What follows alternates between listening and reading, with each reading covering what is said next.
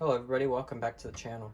Today we're going to be fixing this Crown CTS 1200 amplifier that is blown up. So I believe this thing's water damaged in some way, where the computer part of it is screwed up.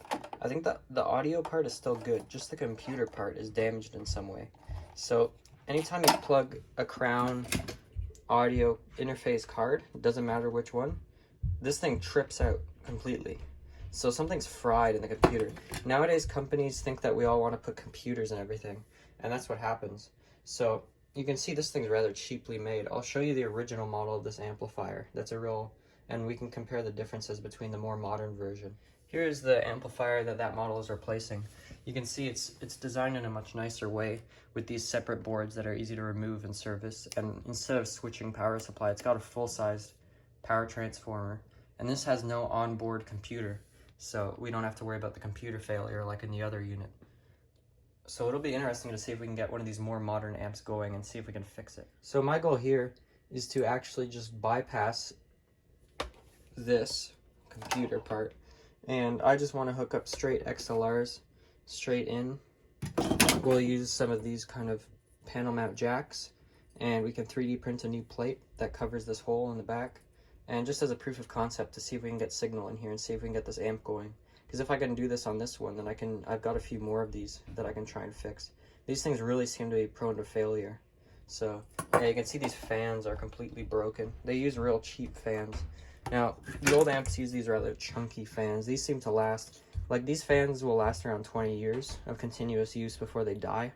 In my limited experience, I've seen these amps sitting in closets running for what, 20 years or so, amps made in the 90s, and these fans tend to be going for a long time. But these cheap, like this is probably from a restaurant or something, like these barely used fans will die after absolutely no time whatsoever. So I'm gonna start connecting this, and we will see if we can get it to work.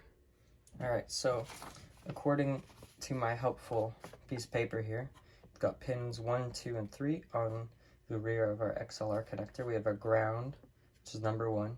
Number 2 is our positive, and number 3 is our negative. So what we could do here is, if you'll notice, this connection has a brown stripe. So that side with the brown stripe is pin 1. So this pinout actually lines up with the older PIP card pinout. So from pin 1 we have positive, negative signal for channel 1, or sorry, signal ground, and then we have channel 2 positive, channel 2 negative, and signal ground for channel 2.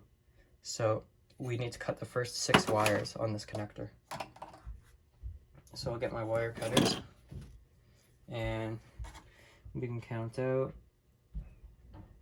1, 2, 3, 4, 5, 6.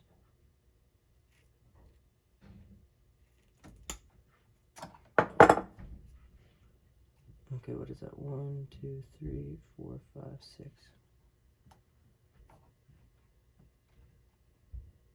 There we go. So this is the digital part that we don't care about, and this is just our analog connection. So we can tuck this out of the way because it's not needed. We don't care about that. All we care about is this right here.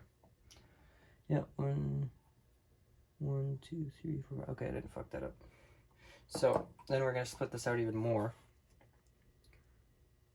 into channel 1 and channel 2. So we'll split this down the middle. So 3 wires here. We're going to get channel 1, and we'll get channel 2. Channel 2 is closest to the middle of the cable. So we will put on the soldering iron now, and I will get this soldered, and I'll show you what I did. Okay, so now I'm going from the iPod to the mixing board, from the mixing board to the amp, and the amp is turned on. The lights are no longer tripping out because there's no digital thing connected anymore, right through the XLR. So let's give this a go.